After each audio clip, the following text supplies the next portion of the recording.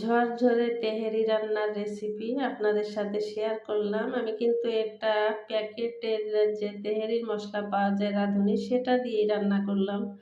আমি এখানে ১.৫ কেজির মতো মাংস নিয়েছি, গরুর মাংস। সেটাকে ছোট, ছোট টুকরো করে কেটে নিয়েছি। তারপর ওটা ধুয়ে পরিষ্কার করে নিয়ে এই যে পাত্রে রান্না করব সেই পাত্রে দিয়ে দিলাম। দিয়ে দিলাম ১.৫ টেবিল চামচের মতো রসুন বাটা, ২ টেবিল চামচ আদা বাটা।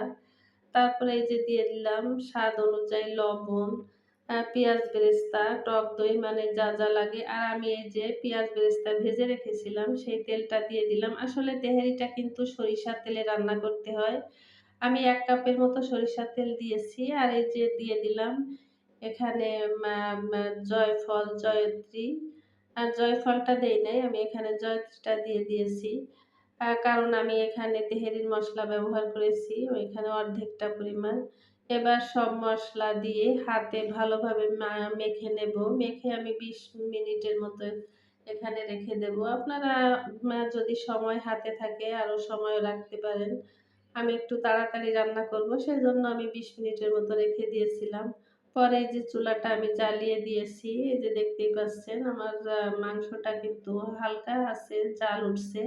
আর এই সময় কিন্তু জালটা হাই হিটে থাকবে। কারণ মাংস থেকে যে পানিটা মা ছেড়ে দিবে সেই মাংসটা পানি দিয়েই কিন্তু মাংসটা রান্না হয়ে যাবে। আর যদি আপনাদের মাংসটা সিদ্ধ না হয় তাহলে আপনারা এখানে গরম পানিটা এড করতে পারেন। আমি ১.৫ কেজি মাংসের জন্য এখানে ১ কেজি চিনি গুঁড়া চাউল সেটা নিয়ে নিলাম। আর এদিকে আমার বাকি যে মসলাটা ছিল আমি কিন্তু বাকি অর্ধেক মসলাটা এই যে দিয়ে দিলাম। মাংসটা কষানো হয়ে যাওয়ার পরে, পরে দিয়ে দিলাম এই যে গুঁড়া দুধ। আমি এখানে গুঁড়া দুধটা গুলিয়ে তারপরে দিয়ে দিলাম। আর ওদিকে আমি চালটা কিন্তু ধুয়ে তারপরে একটু ভিজিয়ে রেখেছি যে চালটা ভিজিয়ে রাখলে কিন্তু মা মা খাবারটা ভালো হয় মানে ঝরঝরা হয় আর ভাতটা একটু বড়, বড় দেখা যায়। আমার মাংসটা কিন্তু প্রায় রেডি হয়ে আসছে। আর ওদিকে চালটা কিন্তু আমি পানি ঝরাতে রেখে দিয়েছি। এবার মাংসটাকে আমি তুলে নেব। আর মাংসটা তুলে নেওয়ার পরে এই মসলার ভিতরেই কিন্তু আমি চালটাকে কষিয়ে নেব। এই যে দেখতেই পাচ্ছেন আমি কিন্তু মাংসটা তুলে নিচ্ছি। আসলে অসাধারণ হয়েছিল। এবার চালটা দিয়ে দিলাম। এবার এই মসলার সাথে চালটা ভালোভাবে আমি কষিয়ে নেব। যদি আমার ভিডিওটি ভালো লাগে তাহলে লাইক, কমেন্ট করে সাবস্ক্রাইব করে পাশে থাকবেন। কারণ আমি নতুন। অনেক আগেই কিন্তু আমার ইউটিউব চ্যানেলটা খোলা হয়েছিল। কিন্তু আমার ভিডিও সেরকম ছাড়া হয়নি।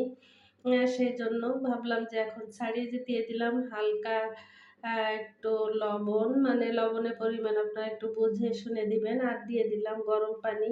এখানে আমি ১ কেজি চাউলের জন্য কিন্তু আম আ মা ৬ পটের মতো পানি দিয়েছি। কারণ আমার ওখানে ঝোল ছিল একটু, যার কারণে পানিটা একটু কম দিয়েছি। আর এই যে লাস্টে দেখুন এইবার কিন্তু আমার ভাতটা হয়ে গিয়েছে। এবার এই যে মাংসটা দিয়ে দেব। দিয়ে এর সাথে মিশিয়ে নেব। আমি কিন্তু এই তেহারির ভিতরে আলু ব্যবহার করেছি। আমি আলুগুলো ছোট, ছোট টুকরো করে কেটে রেখে দিয়েছিলাম। ওটা কিন্তু আমি পরে দিয়ে দেব। দিয়ে দিলাম পেঁয়াজ বেরেস্তা আর এই যে দিয়ে দিলাম কিন্তু ঘি। ঘিটা দিয়ে আমি ঢাকনা দিয়ে আবার ঢেকে অপেক্ষা করব। অপেক্ষা করার পরে ওই যে যেটা বললাম যে আমি কিছু আলু দিয়েছি। এবার আলুটা দিয়েও ঢেকে দিলাম। এই যে দেখুন কত সুন্দর হয়েছে আমার তেহারিটা মাশাআল্লাহ।